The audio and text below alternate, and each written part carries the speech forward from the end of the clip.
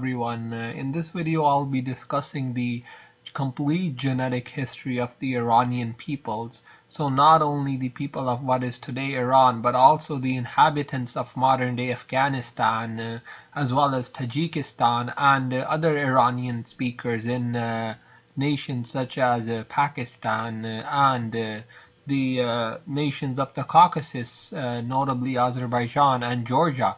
So please do look forward to the rest of this video, and right now I will suggest that you watch all of this video, because this video will cover it will cover the entire history, the genetic history of the Iranian peoples, and this will be the foremost video for Iranian genetics on the internet, I can assure you. So please do watch all of it and share it among your friends as well as your colleagues, relatives, whatever, because I think that I have been working towards this for the past few months and have been doing a lot of research, and I decided to release this video today. Even though I was going to wait for my 1 year anniversary, I thought it's best that I get the video out before then, so that I just think it's best that the message gets out there as soon as possible.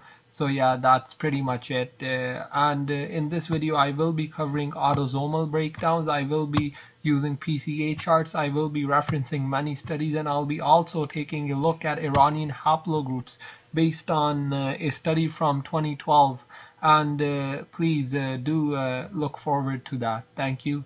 All of the sources used for this video will be referenced not only in the description but also in the comment section. So please do take a look at those sources, and if you cannot access them, please email me at my email, which is irantalk95@gmail.com, and I will give you each and every one of the sources listed in the description. Thank you.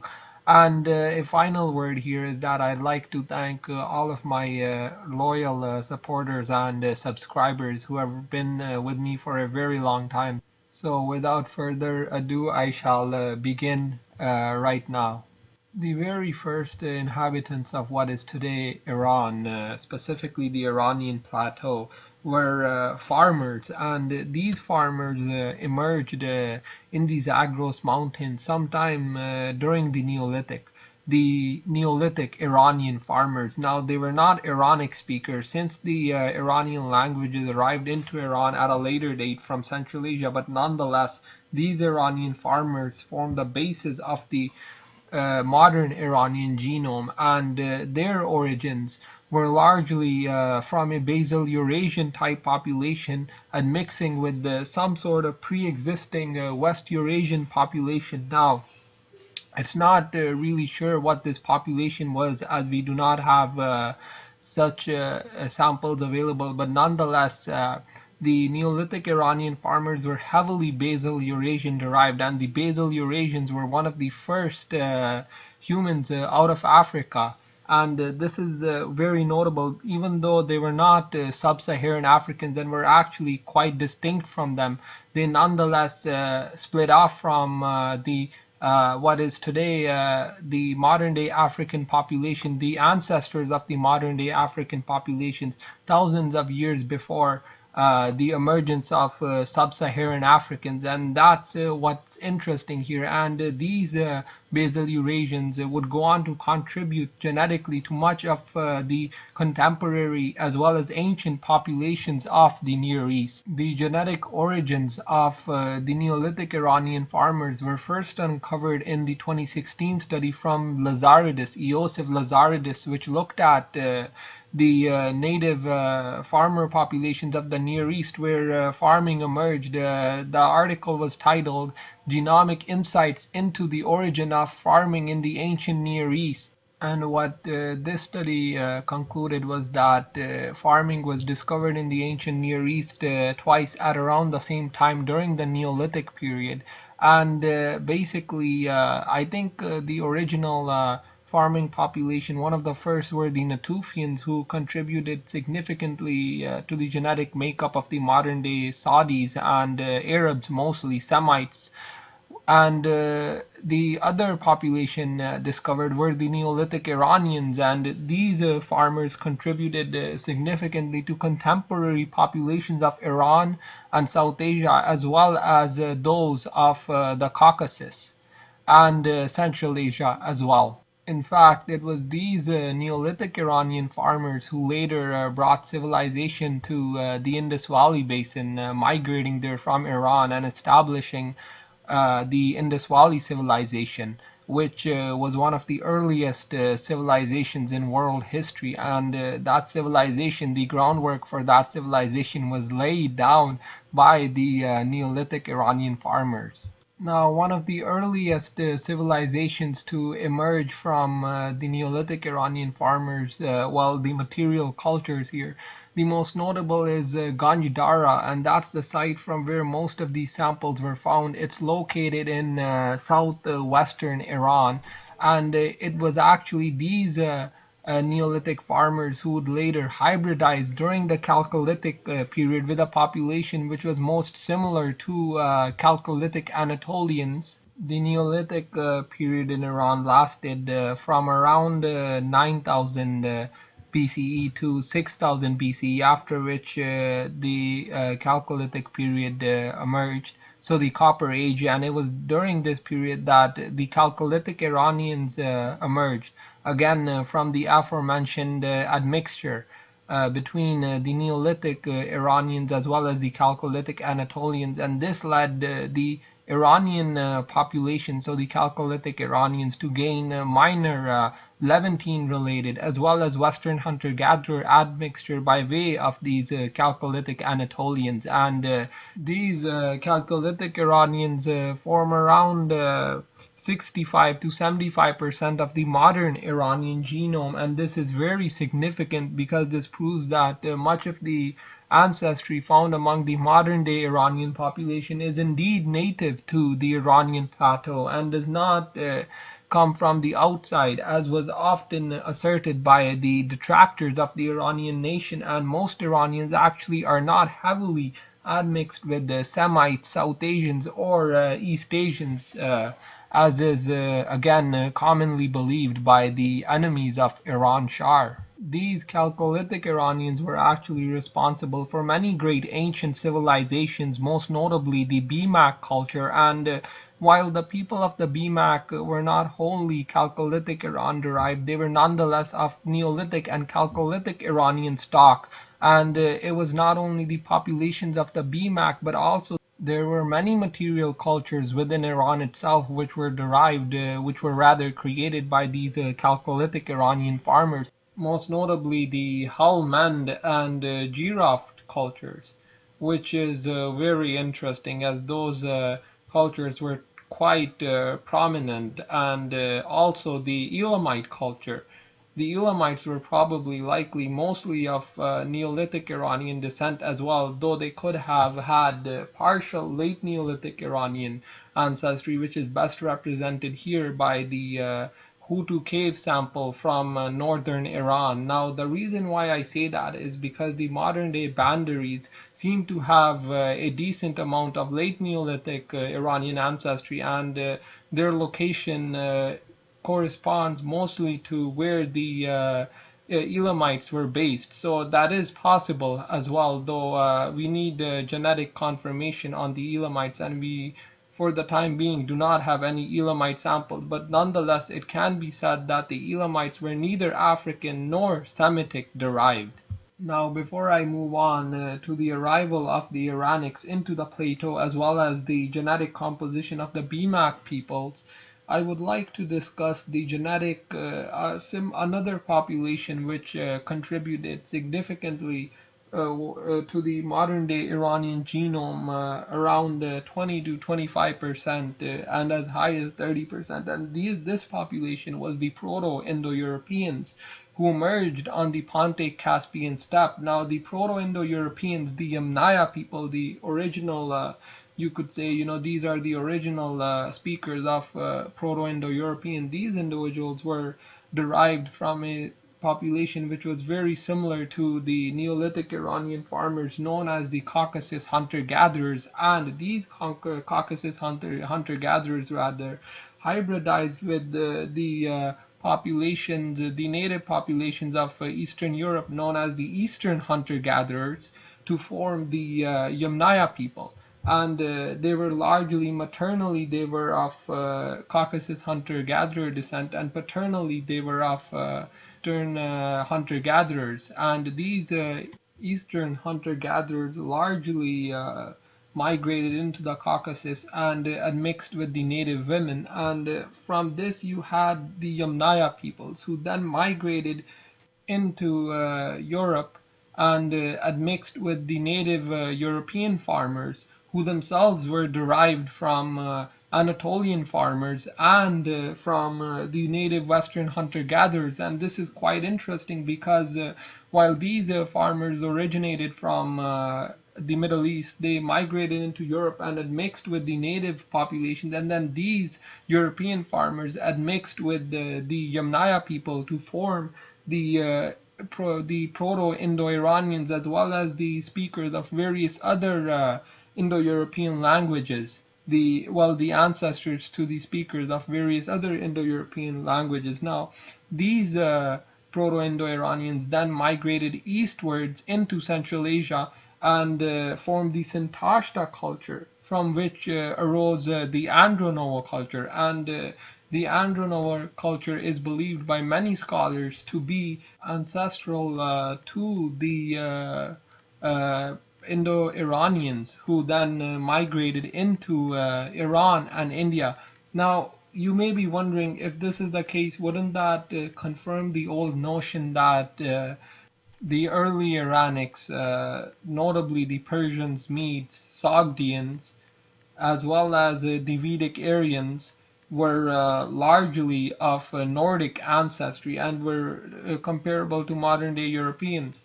Well, the answer to that is no, because we have samples from the BMAC horizon as well as from Iron Age and Bronze Age South Asia, proving that the Vedic Aryans as well as the early Iranics most likely were already mixed by the time they reached the Iranian plateau, whereas the Vedic Aryans were probably not that admixed by the time they reached South Asia, but nonetheless they had probably a degree of admixture from the BMAC horizon. Now, the interesting thing to note here is that this is where we discuss the BMAC culture, and this is where the influence of the BMAC culture on the early Iranics comes up. The inhabitants of the BMAC culture, which it was located in Central Asia, were largely of Neolithic Iranian stock, with minor admixture from Chalcolithic Iranians and minor steppe admixture as well. And these BMAC peoples created a great civilization, often referred to as the Oxus civilization. And it was these individuals who would later hybridize with the native with these Proto-Indo-Iranians who were largely again of they were mostly resembling modern day Northern Europeans, though still fairly distinct from them. And the matter that really comes up here is that these Proto-Indo-Iranians mixed with these native Iranian populations to form a hybrid population, which was largely unlikely closest to the contemporary Yagnobi peoples, who may resemble Nordics phenotypically, well, not Nordics, but Europeans. And despite this, they mostly are a mixture of these early Proto-Indo-Iranians as well as the native populations of the BMAC, and are not at all Europeans, as is often falsely asserted by individuals such as Jason Reza Georgiani. Now, the evidence for this process, which I call BMACization, has been discussed in many articles, scholarly articles, notably a few from Harvard University. And I will attach all these articles in the description so that you have access to them. But anyways, the main article here was the recent study which was released in March 2017. Well, it's currently in preprint rather, but this study sequenced around 362 genetic samples from the BMAC horizon, and these samples proved that the native populations of the BMAC were partially steppe admixed, though mostly of native Iranian stock. And then when the Proto-Indo-Iranians migrated into Central Asia before migrating into Iran, they admixed with the native populations to form the early Iranics as well as the Vedic Aryans. The preprint in question is actually titled The Genomic Formation of South and Central Asia, and it was by Vagesh Narasimhan. And I have attached it in the description as well as in the comment section of this video, so please do take a look at that and download the preprint. It's very informative and definitely worth checking out. Anyway, once these native populations of the BMAC hybridized with the Proto-Indo-Iranians, they formed a population again which was very similar to the Yagnobi peoples and would likely cluster with somewhere with those Kangju samples, which came from another study which I will get to very soon. And it was then these early Iranics who migrated into Iran and had mixed with the native Iranian Chalcolithic farmers to form the modern day Iranian population.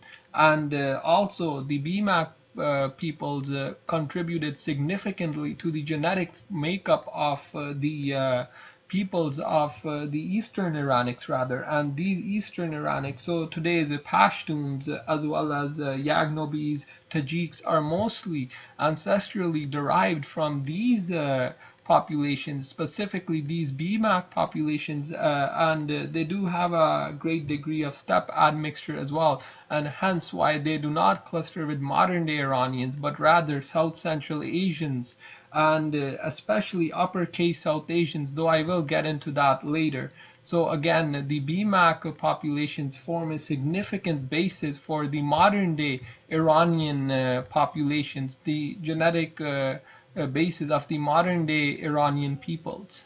Now moving on, before I get into haplogroups, I would just like to discuss that there were likely two migrations from two steppe-based migrations into Iran. Obviously, one was the migration of the early Iranics, and the other migration largely and likely stemmed from the Caucasus, and this migration was most likely characterized by a Caucasian population, which was probably heavily steppe derived as well and came from the late Mycop horizon, as well as the late Kura-Araxes horizon. Now, while the samples are not shown here on this PCA, David's PCA, by the way, this is what I am using. It is from Davitsky of Eurogenes, who has done an excellent job uncovering the genetic origins of the Eastern Iranics, as well as Western Iranics, Europeans, and South Central Asians, mainly focusing on the spread of the Indo-European languages. So please do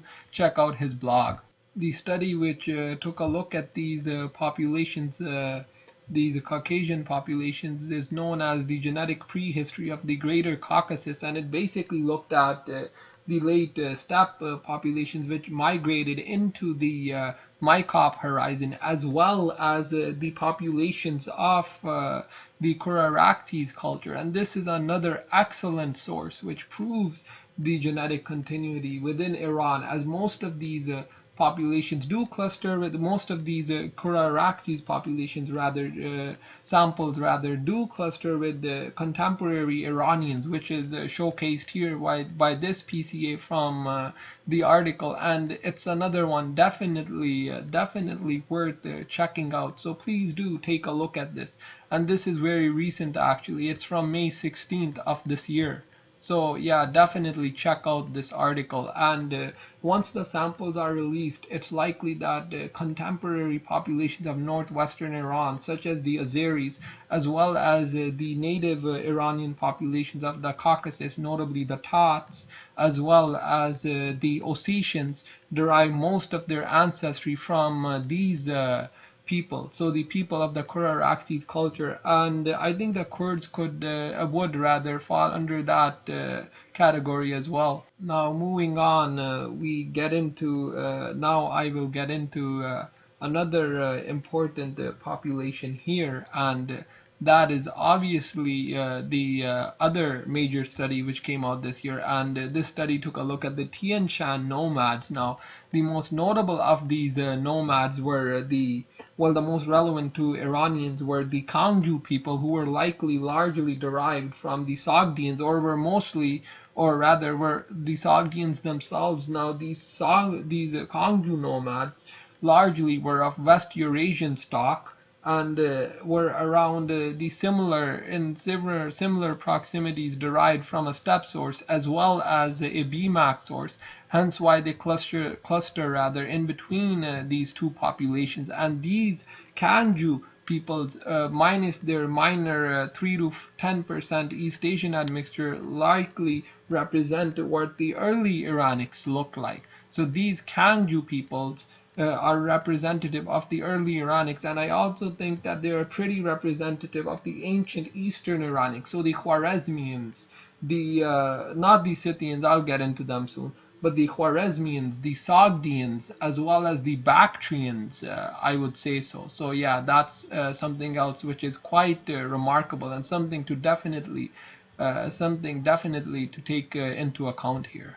The study dealing with these populations was actually published this year as well. I know this has been an excellent year for Iranian genetics, and the study that was published this year, and it took a look at steppe nomads, and it was published in the journal Nature by it was led by one of the most foremost geneticists, Peter de Barros Damgard, and he took a look at these populations, and he unquestionably proved that these genomes, these 137 genomes, which were from across the Eurasian steppes, that they represented this population, and these rather not population, but these 137 genomes, he took a look at. Most of them were largely East Asian nomads with partial ancestry from with partial West Eurasian ancestry, but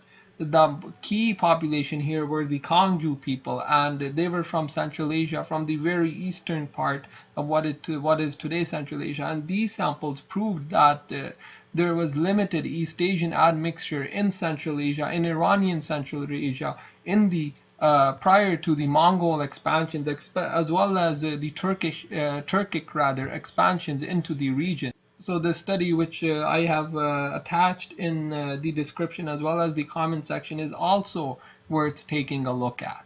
Now, some of these studies are not available, but if you really want them, please just email me at my email, and I will get them to you as soon as possible. And another thing I forgot to mention here is that actually samples from the Alan, so the Alans were an Eastern Iranian tribes who which later migrated into Europe, notably into what is today Iberia.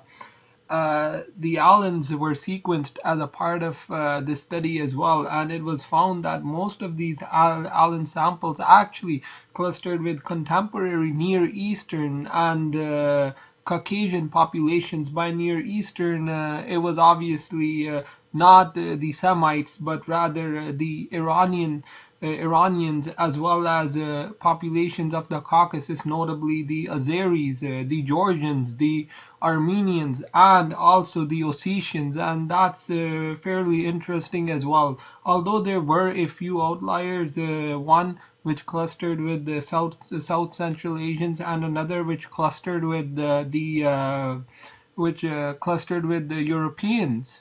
The main point here is that the majority of these samples clustered with the contemporary Iranians and Caucasian populations, proving that even the Alans, who have been described by historians as having very fair skin and light hair, despite that they nonetheless were mostly a Caucasian population derived from the native Iranian populations as well as the native populations of the Caucasus, which were closely related. So that's very interesting as well.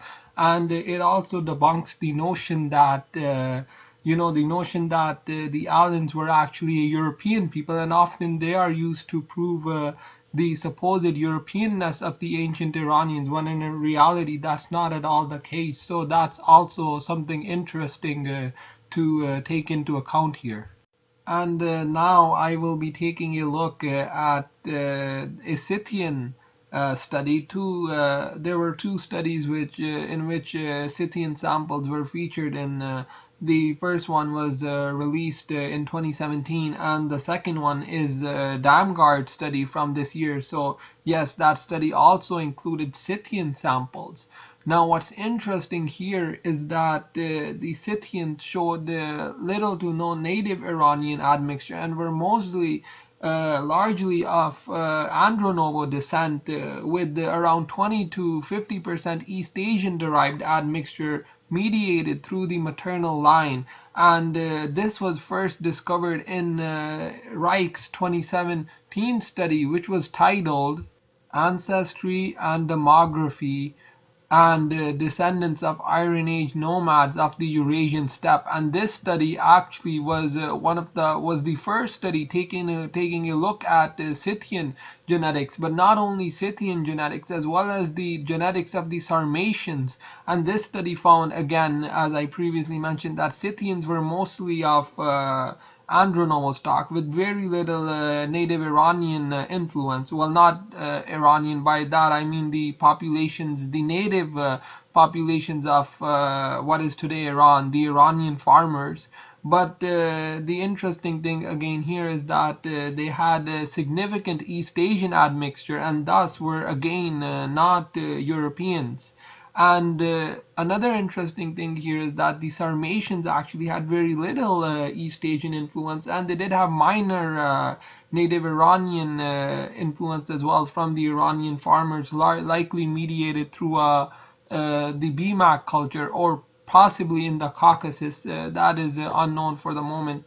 And at the same time, however, despite this, they did again mostly derive their ancestry largely from an Andronovo source. But again, what's interesting here is that they did not and do not cluster with the Europeans, and largely cluster in between Europeans, Northern Europeans, and South Central Asians, specifically Yagnobis, and the closest population they cluster with are actually the modern day Volga Tatars, and that's fairly interesting, but it's not that surprising. But nonetheless, even the Sarmatians were not wholly Europeans, though likely phenotypically they had a very European appearance, and this again can be attributable to their high steppe related ancestry from the Andronovo horizon.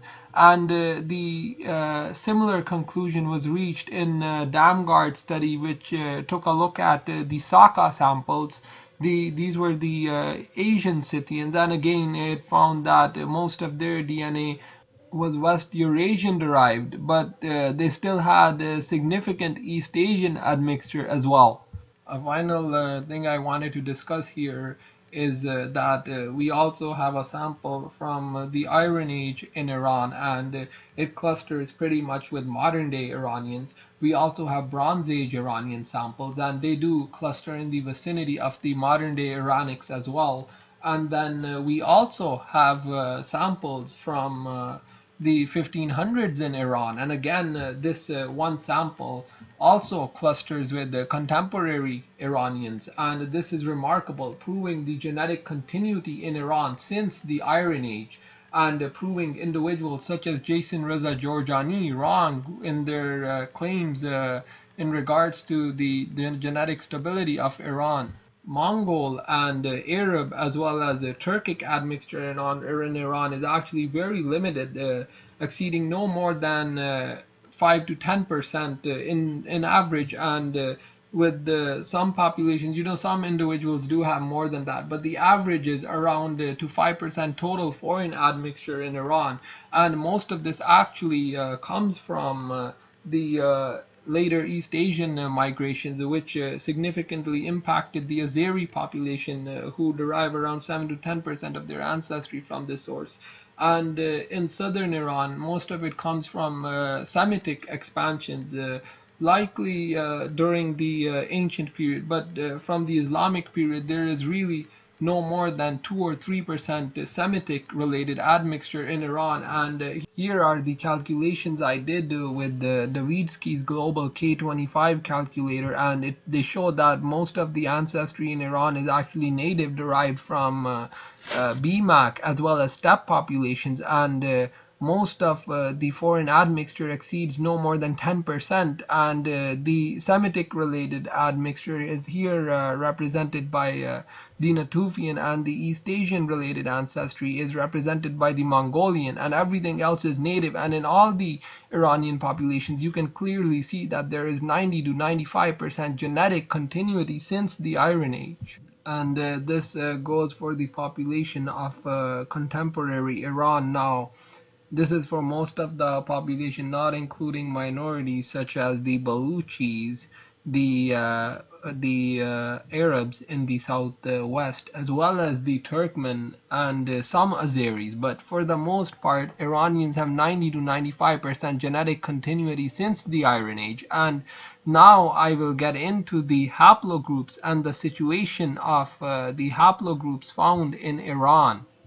However, before I do that, I just like to discuss about the Eastern Iranics. The Eastern Iranics are still fairly much genetically stable, though they have picked up 5 to 10% and as high as 20% ancestry from an East Asian source, as well as a native South Asian source, though that can actually be attributed to ancient migrations from the Indus Valley civilization into the BMAC horizon, of which we have ample evidence of, as a few Indus Valley civilization inhabitants were actually found in the BMAC sites, and they were sequenced. So that's also something which is very interesting. But nonetheless, Eastern Iranics are fairly stable and not at all heavily admixed with the native South Asian element, which peaks in South India and is found at its lowest frequencies rather among the highest castes of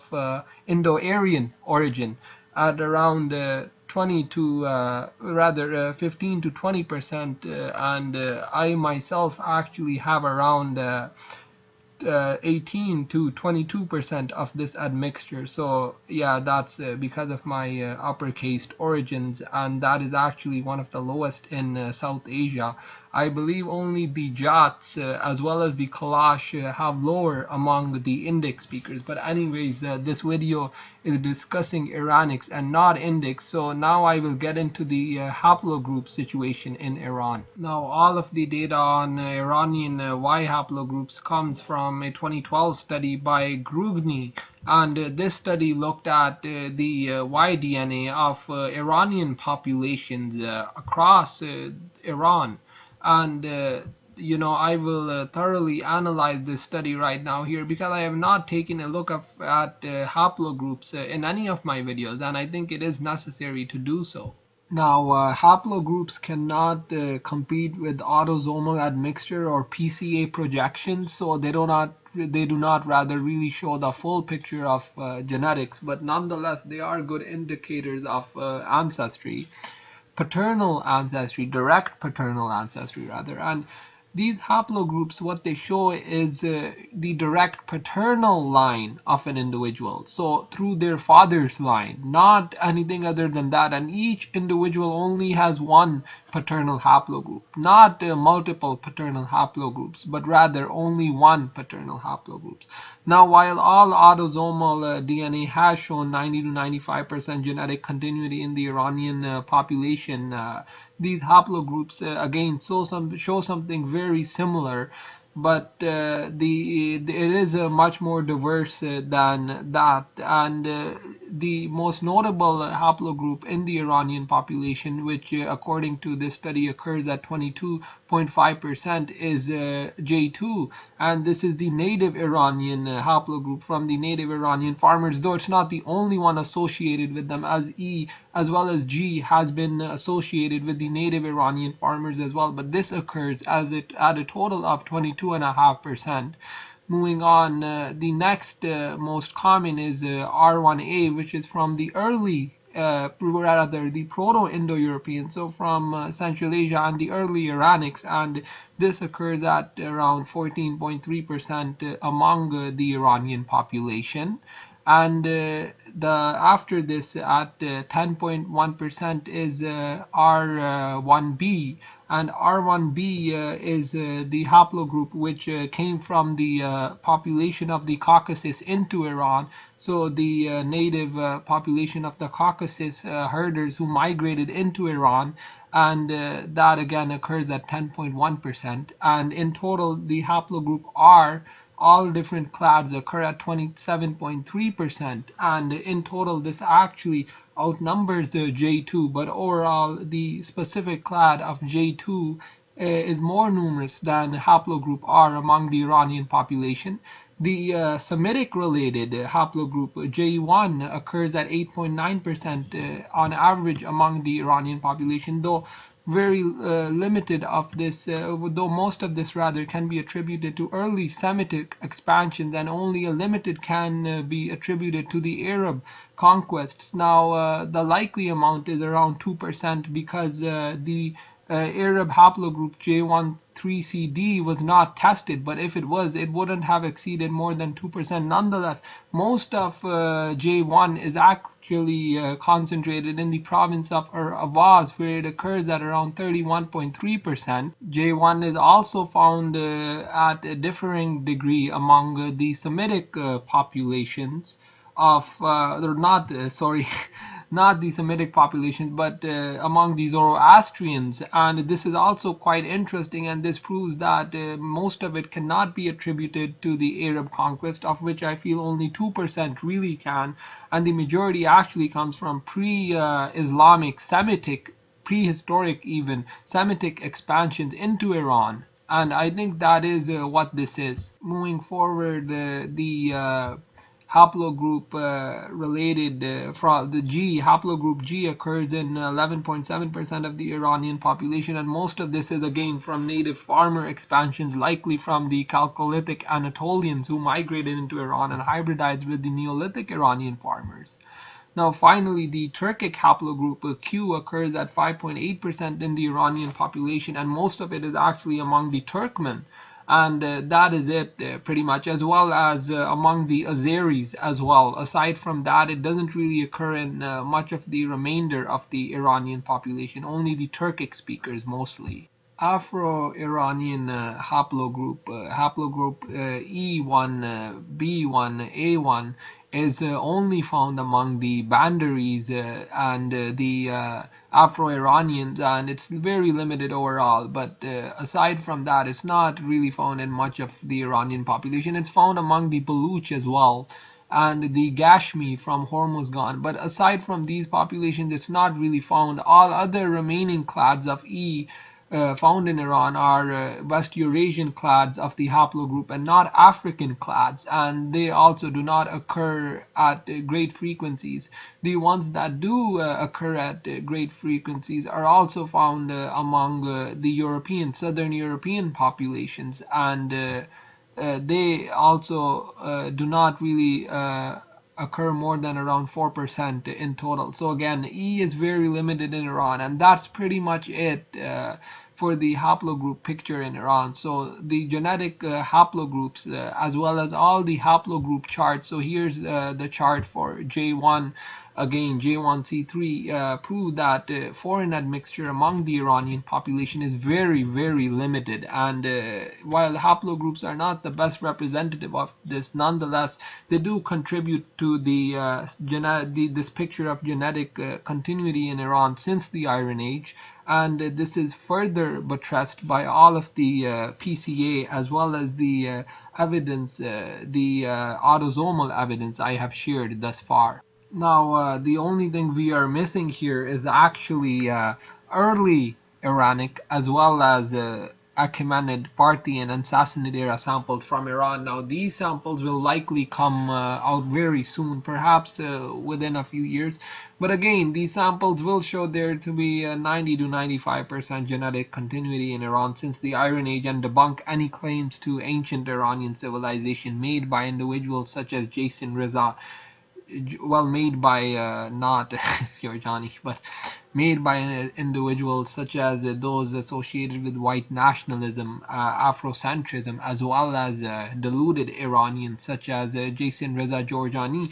And once those samples come out, I will make another update video. But I think this is the ultimate video on Iranian genetics and the genetics of the Iranian peoples, and it should definitely be saved and shared and spread. And I think most Iranians as well as Iranics need to see this video. So please do share and subscribe to my channel, and that is it for this video. But before I wrap up, I just wanted to say that the situation in South Asia, I wanted to share that as well because I find it interesting. The situation in South Asia is that most of the contemporary South Central Asian populations from the northwest, such as myself, cluster with the Vedic Aryan samples. And this is mostly from Pakistan, among the upper castes, Indian upper castes as well, notably the Jats. But the Indian Brahmins are a bit more pulled towards ancestral South Indians. Nonetheless, they do cluster very closely to these samples, which I have highlighted here. So yes, the Vedic Aryans were very similar to modern day South Asians, and this proves a great deal of genetic continuity in South Asia as well. And that is it for this video. Please share, please. I would like to thank you if you watch this to the end, and again I appreciate it loads, and I hope that you share, subscribe, and spread the word. Thank you.